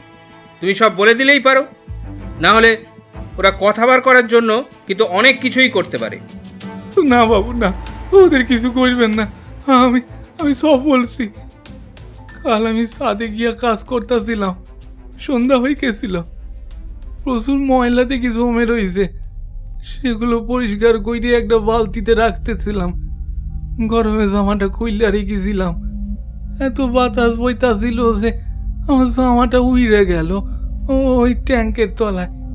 আমি নিচু হয়ে একটা পাড়ো গায়ে জামাটা বার করতে গিয়ে দেখি একটা কি শক শক করতেছে, সেটা তুইলা আলোয় ভালো কইরা দেখতে গিয়া দেখি আরে এ তো মনে হচ্ছে কোনো দামি পাথর হবে। আমি তাড়াতাড়ি ওটাকে নিয়ে এদিক ওদিক দেখে এই জামার ভেতরে লুকায় রাখলাম। চারপাশে আবার ভালো করে দেখতে গিয়ে উৎপলকে ওইখানে লটকাইয়া দেছে। আমি আমি কাছে দেখতে গিয়ে একেবারে ঘাবড়াইয়া গিয়া তাড়াতাড়ি পালাতে যাবো, ওমা দেখে আমার রক্ত জলে গেল। সে যা দেখছো বাপরে বাপ, আমার যেমন থাকতে বলবার নয়, আপনারা বললা বিশ্বাস করবার না। এই বলে যেন ভয়ে কাঁপতে লাগলো। কি দেখেছো বলো না, এত ভনিতা করছো কেন? তাড়াতাড়ি, বিশ্বাস করা না করা আমাদের ব্যাপার। সাপ ঘুরে দেখি এক বিভৎস মূর্তি হা করে কি সব বলছে, কিছুই সালা সরি সরি স্যার, বুঝতে পারলাম না। আমি আমি থর করে কাঁপতি কাঁপতি দে দৌড়, পিছনে খালি মনে হতেছিল কেউ যেন আসতেছে। ওরে বাবারে, আমি যে কি করি! বিশেষে ভয়ে পিছনে তাকাতে যাওয়ার আগেই কে যেন মারলো এক ধাক্কা। আমি সিঁড়ির হাতল দিয়া সরসর করে একেবারে নিচে পড়ি, ওই মমির ঘরে ঢুকে পড়লাম। এত যখন ভয় তখন ও ঘরে ঢুকলে কেন? যত সব মিথ্যা কথা। ভাবলে খুঁজলে যদি আরো কিছু পাওয়া যায় না? আরে না স্যার, আমার তখন ওসব মাথাতেই ছিল না। সামনে ঘর পেয়ে ঢুকে এই বড় টেবিল দেখে তার তলায় বসে লুকিয়েছিলাম। ও বাবা, এই দেখি দেখি সেই বিভৎস মূর্তিটা এই ঘরেই ঢুকি আমার টেবিলের সামনে এসে দাঁড়ালো। আমি চোখ বন্ধ করে মাথায় হাত দিয়ে ঠাকুরের নাম নিতে লাগলাম। হঠাৎই দেখি কিরে বাবা, অবাক কাণ্ড! আমি তো অবাক। এত বাজে কথা বলো কেন? আসল কথাটা বলো। মানে সাব, আমার ডান হাতটা টেবিলের তলায় ঠেকি দিতেই হাতটা আটকে গেল। আমি নড়াচড়া টেনে কিছুতেই নাড়তে পারছিলাম না। আমি ভাবলাম এই রে, হাতটা আটকে গেলে পালাবো কি করে? এদিকে সেই মূর্তিটা নরণ চরণ। আমার কি মনে হলো হাতটা উল্টো করে দেখি, ব্যাস হাতটা উল্টো করতে ওই পাথরটা টেবিলে আটকে গেল, আর আমি হাতটা হ্যাঁচকা টানতেই খুলে এলো। আর সামনে তাকাতেই দেখি সেই মূর্তিটা আর নাই। হাতটা সারা পাইটা আমার সে কি আনন্দ, কি বলবো! আমি ওখান থেকে পালিয়ে বাঁচলাম। মারবো টেনে এক চড়! ইয়ার কি করছো আমাদের সঙ্গে? তুমি যদি ওখানে রেখে থাকো তাহলে ওটা ওখানেই থাকবে, আমরা ওখানে গিয়েই দেখি। না পেলে কিন্তু তোমার কপালে অনেক দুঃখ আছে। আমরা ওকে নিয়ে উপরে সেই ঘরে গিয়ে দেখি, ওটা ওখানে নেই। আমাদের এতক্ষণ ধরে বোকা বানাচ্ছ? তোমাকে আচ্ছা করে। এক্সকিউজ মি মিস্টার মিত্র, আমার মনে হয় ও ঠিকই বলছে। হঠাৎই ভিড়ের পেছন থেকে কে যেন বলে উঠল, আমার মনে হয় ওটা ওর আসল জায়গায় চলে গেছে। আমি তো এইমাত্র ওটা লাকি কবজের পাশে রাখা দেখলাম। আমরা অবাক হয়ে তাকিয়ে দেখলাম মিস এমিলি। আপনি যখন বলছেন তখন চলুন নিচে গিয়ে দেখি। মিস এমিলি তার আগেই একটু হেসে মোবাইলে একটা ছবি দেখিয়ে সেই ছেলেটা, মানে ওর নাম হলো হরিপদ, ওকে বললেন, দেখো তো এটাই কি না? হ্যাঁ স্যার, এটাই। আমি মরে গেলেও বলবো না। বাপরি বাপরি বাপরি বাপ, এই কে বেপদ! মেম সাহেব আমারে বাঁচাইলেন, আপনি আমারে বাঁচাইলেন মেম সাহেব। মিস্টার মিত্র, আপনাদের সঙ্গে আমার একান্তে কিছু কথা বলার আছে, খুবই গুরুত্বপূর্ণ। আগে আপনি আমাকে উপর নিচ দুই ঘরেরই শোকেস আর যা কিছু আছে সব কিছুর চাবি দিন। আপনি ছাড়া এই বিপদ থেকে উদ্ধার পাওয়া অসম্ভব। আপনি প্লিজ আমাদের হেল্প করুন। মিস্টার মিত্র একটু চিন্তিতভাবে সবাইকে বললেন, তোমরা সবাই এখান থেকে চলে যাও, খালি আমরা 3 জন থাকবো, আর আমি না বলা পর্যন্ত ওপরে কেউ আসবে না। মিস্টার রায়, আপনি ম্যাডামের কথা মতো চাবিগুলো ব্যবস্থা করুন, আর ওকে ধরে নিচের ঘরে আটকে রাখুন। আমি একটু পরে গিয়ে দেখছি।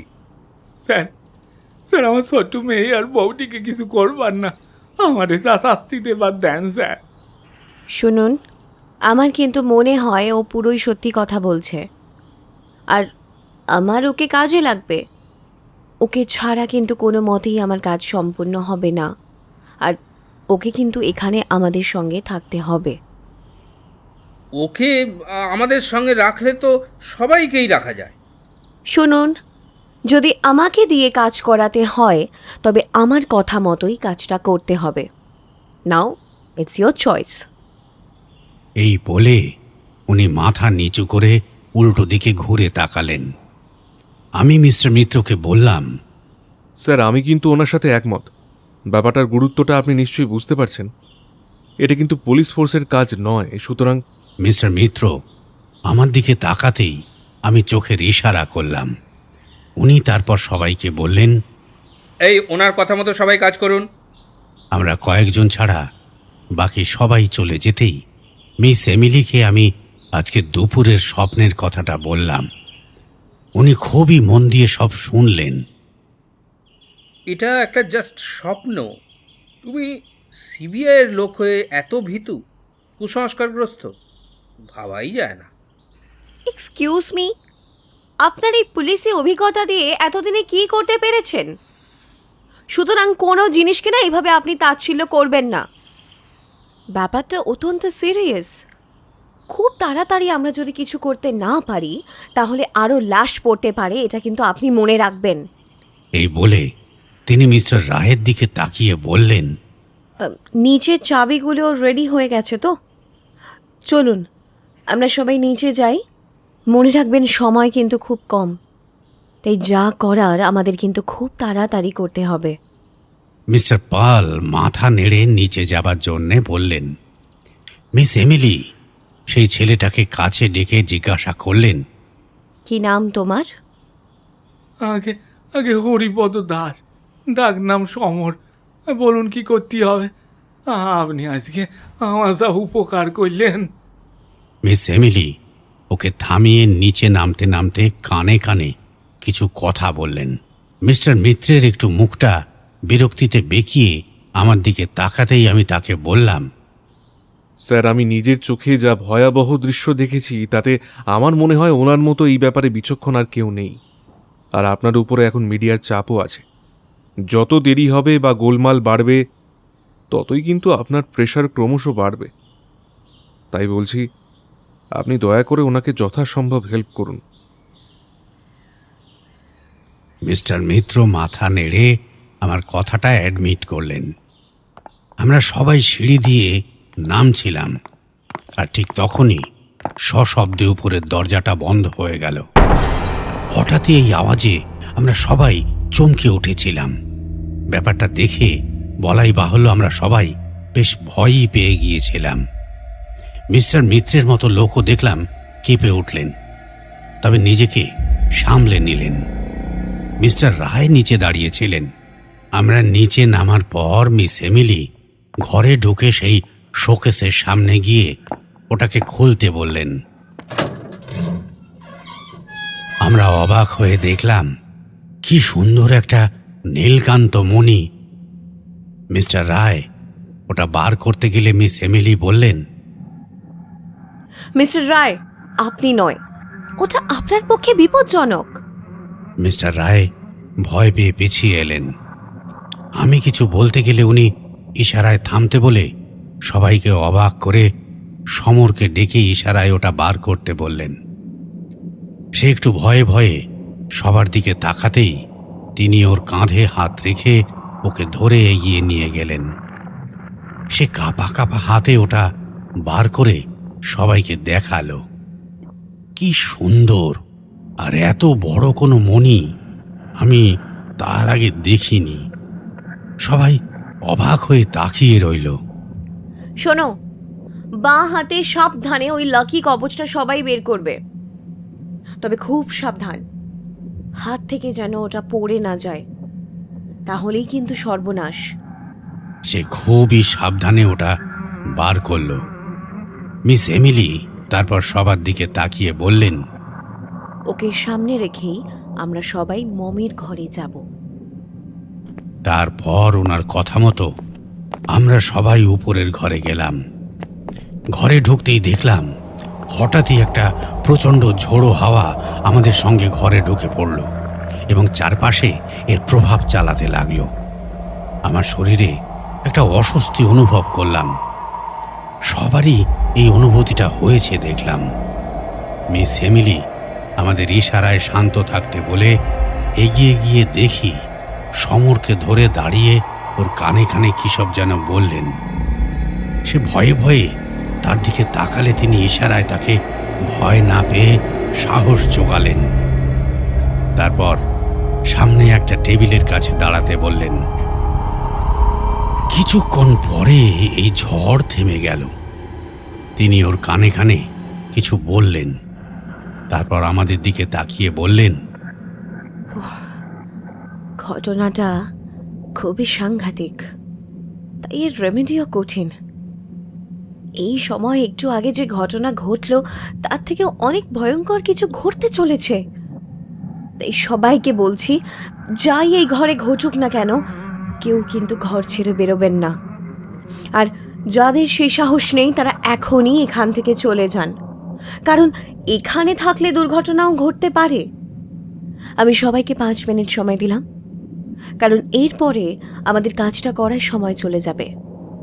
এর মধ্যে তিনি মমির পেছনের দিকে জানলাটার কাছে একজনকে দাঁড়াতে বললেন এবং বললেন, যতক্ষণ না আমি বলবো ততক্ষণ অবধি আপনি কিছুই করবেন না। এবার সবাইকে মিস এমিলি বললেন, ভেরি গুড, তাহলে এবার আমরা সবাই কাজ শুরু করছি। এই বলে হরিকে ইশারা করলে সে লাকি কবচটা মমিটার দিকে উৎসর্গর মতো করে ধরল।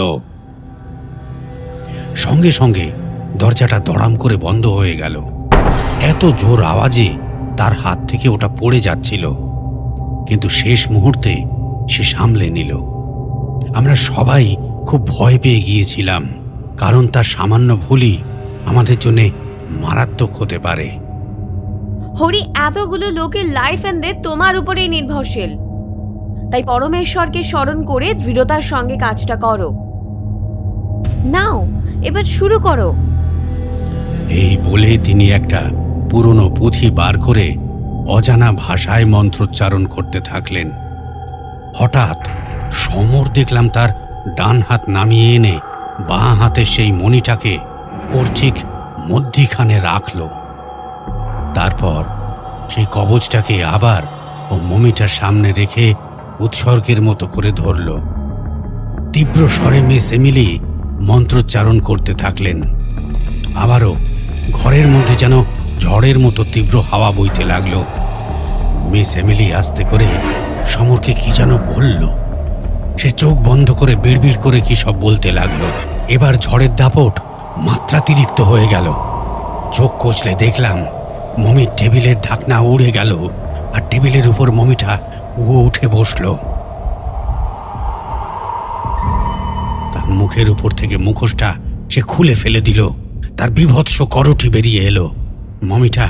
মমিটার মুখটা বিভৎস বড় করে চিৎকার করে উঠল। সেই আদিম ভৌতিক আওয়াজে আমাদের কান যেন ফেটে গেল। সে ধীরে ধীরে উঠে দাঁড়ালো। সারা শরীরের বিটেলের মতো পোকাগুলো তার গায়ে যেন জীবন্ত হয়ে উঠল। সেগুলো তার সারা গায়ে ছড়িয়ে পড়তে লাগলো। সে বাতাসে ভর করে সেই মুখোশ পরা পাত্রগুলো, যার মধ্যে তার শরীরের অংশগুলো ছিল, সেগুলো খুলে খুলে দেখে নিল। সে সোজা উপরে উঠতে উঠতে 2 হাত বাড়িয়ে কি যেন সব বলতে লাগলো। তারপর সেই কাঠ ও পাথরের মূর্তিগুলো, মানে যেগুলো তার মৃত্যুর পর সেবকের কাজ করবার জন্য থাকে, তাদেরকে জাগ্রত করলো। তারা একে একে জীবিত হয়ে তার সামনে বাতাসে ভেসে হাঁটু মুড়ে বসলো। এবারে মমি তাদের ভাষায় কিছু বলল। তারা একসঙ্গে মিলে উঠে দাঁড়ালো এবং বিভিন্ন দিকে ছড়িয়ে পড়ল এবং তাকে ঘিরে ঘুরতে লাগলো। সারা ঘরের সমস্ত জিনিসপত্র লণ্ডভণ্ড হবার জোগাড়, যেন প্রলয় উপস্থিত। সমস্ত সমস্ত মূর্তিগুলো বড় বড় হাঁ করে চারপাশে ঘুরে বেড়াচ্ছে।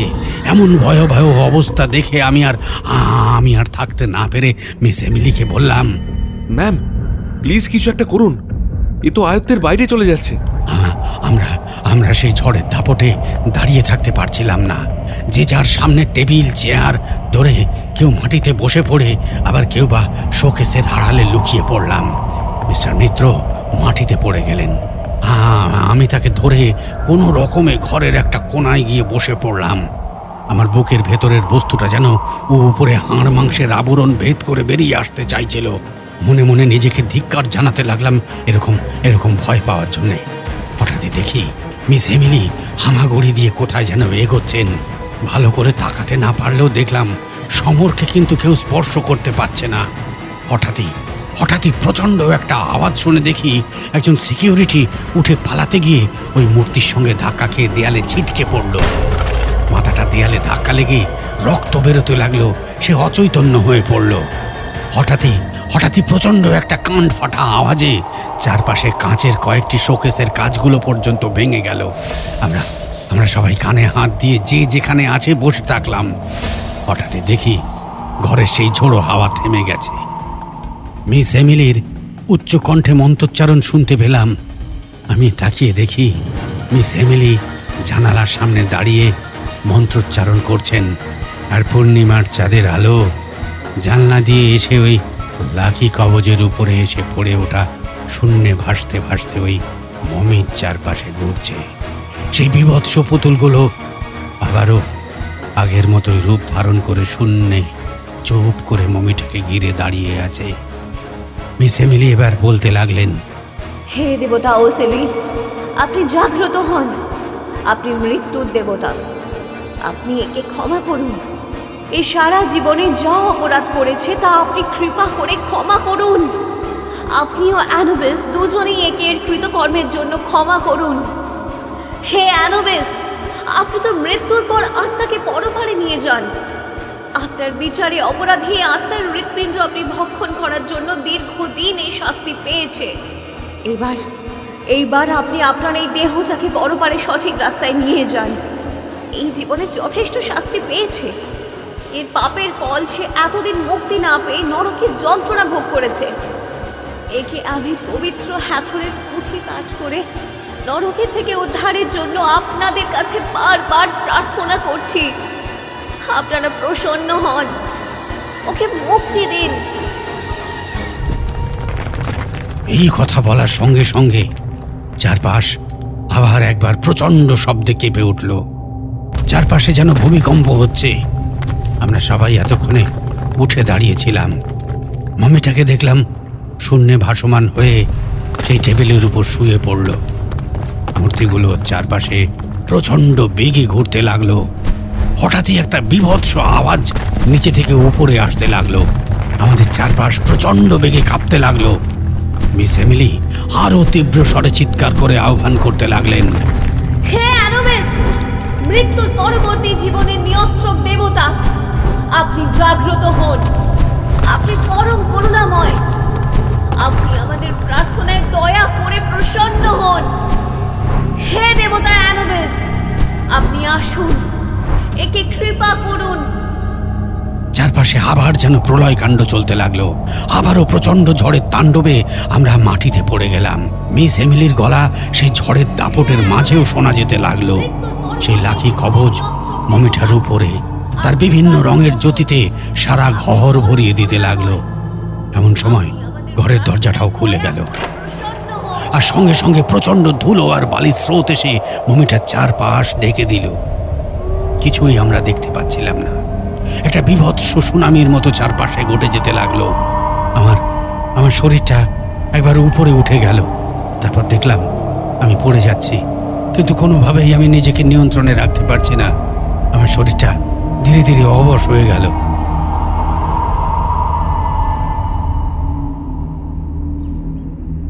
জেঠু, তোমাকে কি ওরা নিয়ে চলে গেছিল গো? তুমি অ্যানুবিসকে দেখেছিলে? গাধা কোথাকার, জেঠুকে নিয়ে গেলে কি তুই দেখতে পেতিস? চুপ করে শোন। দাদা আপনি বলুন তো তারপর কি হলো? উমাদাকে আরেক কাপ চা দিয়ে অন্তরা বসল। উমাদা চায়ে চুমুক দিয়ে বললেন, ওদের বয়সে ওই প্রশ্নই স্বাভাবিক। আমার যখন জ্ঞান ফিরল তখন আমি নার্সিংহোমে। আমার পায়ে দেখি প্লাস্টার করা, সারা গায়ে ব্যথা রয়েছে। হঠাৎ দেখি আমার বস আমার সামনে বসে আছেন, পাশে ডাক্তার, নার্স সবাই আছে। আমার জ্ঞান ফিরেছে দেখে ওনারা আশ্বস্ত হলেন। আমার বস আমার সাহসিকতার খুব প্রশংসা করলেন, আর এও জানালেন আমি একটা কি পুরস্কার না কি যেন পাবো। আমি ওনাকে কিছু বলার আগেই তিনি বললেন, দাস, আমি মিত্রর ফোন কল পেয়ে এসেছি। আজ সকালে চিফ মিনিস্টার এসেছিলেন তোমাকে দেখতে, কিন্তু তখন তুমি সেন্সলেস ছিলে। আমি ওনাকে মিস্টার মিত্র কেমন আছে জিজ্ঞাসা করবার আগেই দেখলাম হাতে প্লাস্টার নিয়ে হাসি মুখে মিস্টার মিত্র এসে দাঁড়ালেন। Das, tension is over. সব কিছু ঠিক হয়ে গেছে। মিডিয়াকে সব কিছু জানানো হয়নি। তোমাকে পরে বলে দেবো কি বলতে হবে। ও তোমার পায়ে একটু সামান্য ফ্র্যাকচার হয়েছে, ডোন্ট ওরি। ডাক্তার বলেছেন 1 মাসেই সব কিছু ঠিক হয়ে যাবে, খালি একটা মমি জোগাড় করতে হবে। আমি অবাক হয়ে তাকিয়ে বললাম, মমিটার কি হলো? আর বাকিদের? মমিটা উদাও হয়ে যায়, সঙ্গে সেই পুতুলগুলো। আর তুমি সুস্থ হয়ে নাও, বাকি সব জানতে পারবে। সব ঠিক আছে। আরে সামনের মাসে তুমি পুরস্কার পাবে, সঙ্গে আমিও।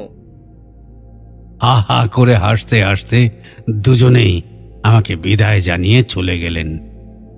ডাক্তার আমাকে কয়েকটি প্রশ্ন করে একটা ইঞ্জেকশন দেওয়াতে আমি আবার ঘুমিয়ে পড়লাম। আঙ্কেল, বাকিদের কি হয়েছিল? আর মমিটাও উধাও হলো কি করে? নার্সিংহোমে একদিন একজন সিকিউরিটি দেখা করতে এসেছিল। তার কাছ থেকেই সব শুনেছিলাম। সেদিন মৃত্যুর আগে সমর তাকে বলে গিয়েছিল সেই ঝড়ের মুখটা শেয়াল অর্থাৎ অ্যানোবিসের মতন ছিল, আর সেই মমি শুদ্ধ সবকিছু নিয়ে চলে যায়। তাকেও নিয়ে যাচ্ছিল মমিটা, কিন্তু মন্ত্র বলে মিস এমিলি তাকে বাঁচাবার আপ্রাণ চেষ্টা করেছিলেন, কিন্তু পারেননি। তারপর থেকে তাকেও আর কেউ দেখতে পায়নি। তার নামে মিসিং ডায়েরি করা আছে, ব্যাস।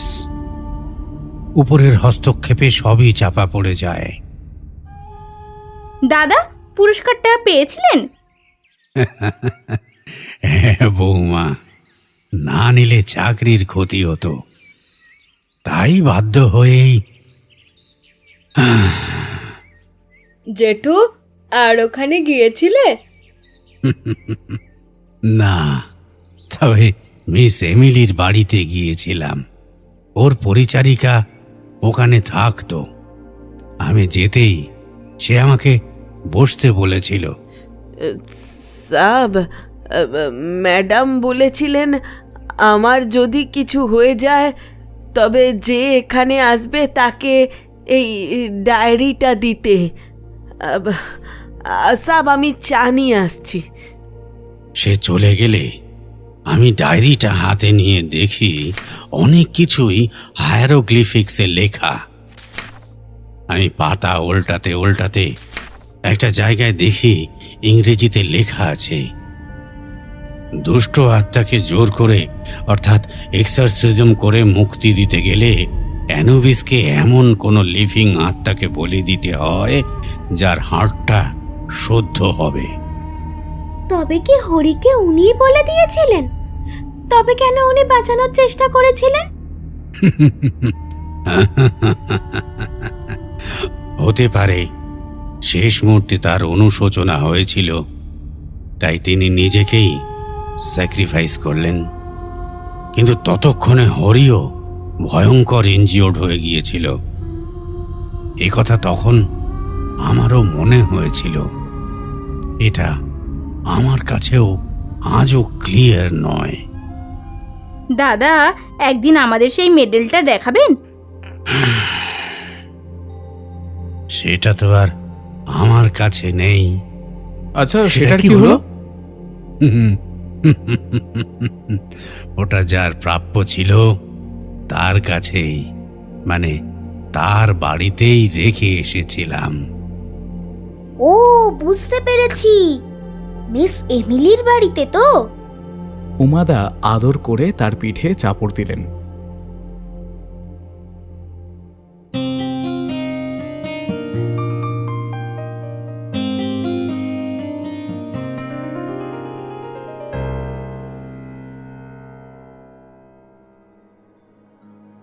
শুনছিলেন সুলেখক অনির্বাণ বিশ্বাসের কলমে শেয়াল দেবতার কবলে।